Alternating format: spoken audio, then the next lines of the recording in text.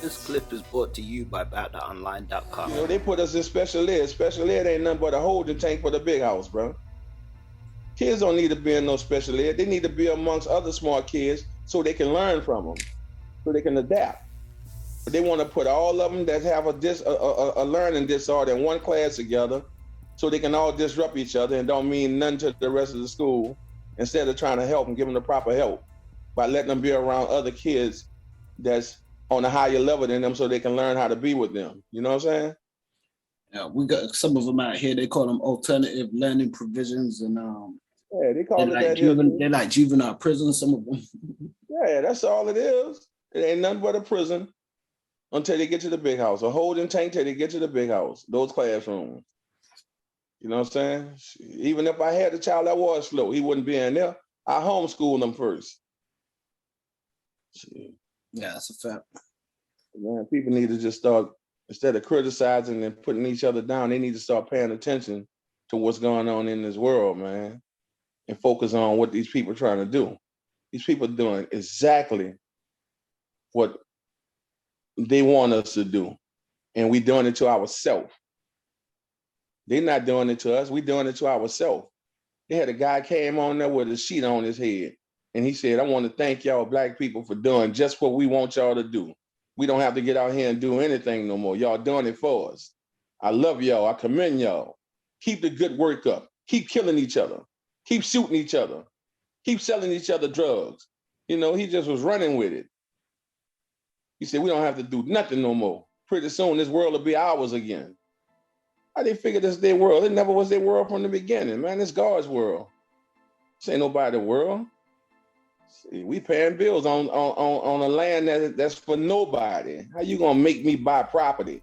And then after I finish paying for that property, you gonna make me pay taxes on that property, or you gonna take my house?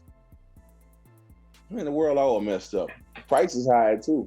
A dozen eggs down here costs $5 and something, almost $7. Wow. A dozen of eggs, man. Yeah, everything you can hear, the prices down on inflation and all that, but man, it's getting rough, man. It's getting worse and worse, man. It's getting worse and worse. And if we don't get our kids under control, it's just not gonna be a safe place to live nowhere. Because the kids ain't scared of nobody. You know, the principal scared of the superintendent. Had a lady say that on television one day. Principal scared of the superintendent. Superintendent scared of the mayor scared of the governor. You know. Well, it's interesting you say that, because I think that's what society does. It promotes and facilitates that fear.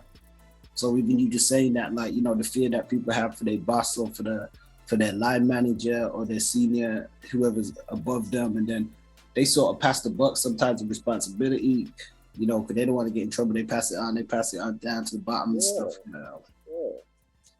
Yeah, they just pass it on. They don't want that on their hands. Yeah, they don't want that on their hands. But everybody's scared of everybody, and the kids ain't scared of nobody. The kids ain't scared of nobody. I'm looking at a tape last night where a lady tried to stop these girls from jumping her daughter, and they was about to jump the mama. The mama had to get all up in their face, in the little girl's face, and her finger all in the lady's face. Man, she couldn't have never did that during my days. She'd have drawn back a nub and got her butt whooped. She'd have got her ass whooped by everybody in the neighborhood. Every woman out there would have beat her. She'd have drawn back a nub talking back to her. Right now, they talk back to them and everything, man. They don't have no respect. No respect at all. And it's got a lot to do with the past. Like I said, it's got a lot to do with that controversial, thugged out ghetto music from back in the days, because that music raised their parents and they raising their kids like they was raised. You know, during the days when all that music came out, it was kind of like in between. The kids knew what to do, and they knew they had to have a certain respect level. But once they got outside that door, they kind of did what they wanted to do. And that's where that change started. That's where that cycle of that change started. And it just got worse and worse. And then, you know, babies start having babies, and then them babies raising those babies the same way they was raised, you know, off of that music. and it got worse and worse. That's real. So, and it's like one thing. A lot of times people don't really want to do. Well, I can't say people don't want to do, but sometimes they don't really show much difference, as you said, in how they're raised. Sometimes it could be heredity, just what they've learned or came into, and they pass that down the same way. And that's one of the big ways that people remain trapped in the same condition and stuff as well, unless you want to challenge, some of the conditions that you've been through and the ways that you've been raised. Ultimately, I think that should be the aim and the focus. But oftentimes people get caught up just doing the same thing that was done to them and not seeing no problem with it because it was just normal. It was normalized to them. Like if they was raised a certain way by their parents, they would raise their kids after the same way as well too. But it didn't start until like the late 90s. That's when it started, in the late 90s, like right after 95. Mm-hmm. That's when that disrespect for them youngsters started coming along. Well, the disrespect from the kids started coming along during my generation, because like during my time in that era, man, you had to be inside before the street light came on. You could be in high school and you had to be inside for a certain time. It wasn't no hanging in the streets all night long, coming in the next morning, smoking blunts in the house while your mom in the bedroom sleep, playing video games all day long and not helping out around the house, like washing dishes and cleaning up. And you was gonna do your chores before you leave that house. You know what I'm saying? You was going to the grocery store and get food. You was gonna do something around that house besides just lay around and wait on mama to come home from work. Or just live in the house with mama and her 3 kids and you and your 5 kids. You know what I'm saying? It wasn't like that then, man. Time's changing, bro. No, definitely. Young people lost their way because they don't know the way. Nobody's not teaching them. Say, bro, check this out. We had programs in New Orleans, and I think they had them everywhere, but we called ours NOLA, NORD. And those programs had parks with coaches in every park in New Orleans. And all them coaches was like parents, because while your parents was at work, we was at the park in the building playing either football, baseball, basketball. We was on some kind of constructive team. And them guys watched us until your parents got off and came, got you, or it was time to go home, and we all piled up and walk home together. It was safe. You didn't have to worry about nobody snatching you because they had somebody watching you all the way home. Old people sitting on their porches, their steps outside. You didn't have to worry about nobody doing you anything. That wasn't about to happen. It could be 9 o'clock at night. We could walk home and be safe. You ain't worried about no stray bullets and all that, man. Man, it's something got to be done because it's over, bro. I'm scared to go outside, shit. Every time I hear an argument, I start looking around. Thinking a stray bullet gonna come through these walls, Yeah. Man, it's crazy, bro. Yeah, now we definitely gonna keep the prayers up, and hopefully the youngsters find some resolution alternatively to just the violence as a way of solving their issues and problems.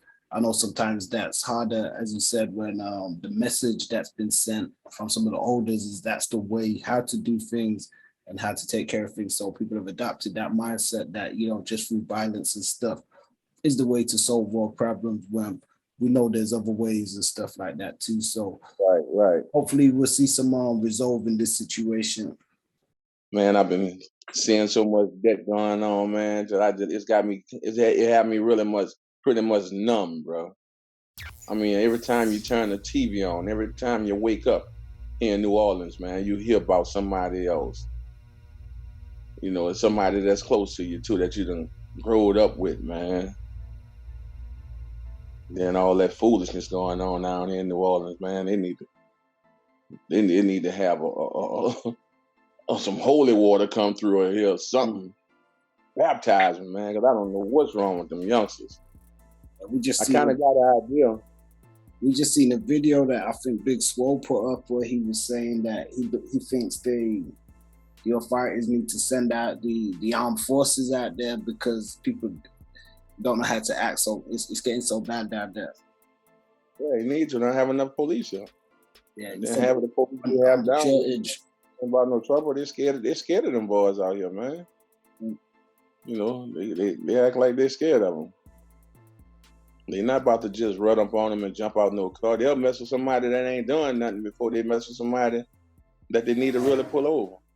Isn't that They go crazy? mess with the people out here, you know? A busted tail light, a busted headlight, and little dumbass stuff like that. You don't go run behind the ones hanging out the car with them guns hanging out the car. You watch it right on by you. And leave them to be a threat to somebody else. My city gonna shake back though, man. But you see them kids though, them youngsters, my personal belief is the way they're being raised, man. And do your homework. No Limit, Cash Money, and everybody during that era raised their parents, right? With all that controversial music. So they teaching their kids what they learn. That's kids teaching kids, you know what I'm saying? That's the bottom line. Kids teaching kids. Instead of them going out there and break a fight up between two kids, they go out there and get in a fight. You know, it'd be like mom and daughter fighting a mom and daughter, and you don't know if that's two sisters against two sisters or what. The mama be acting out there, acting just like the teenagers.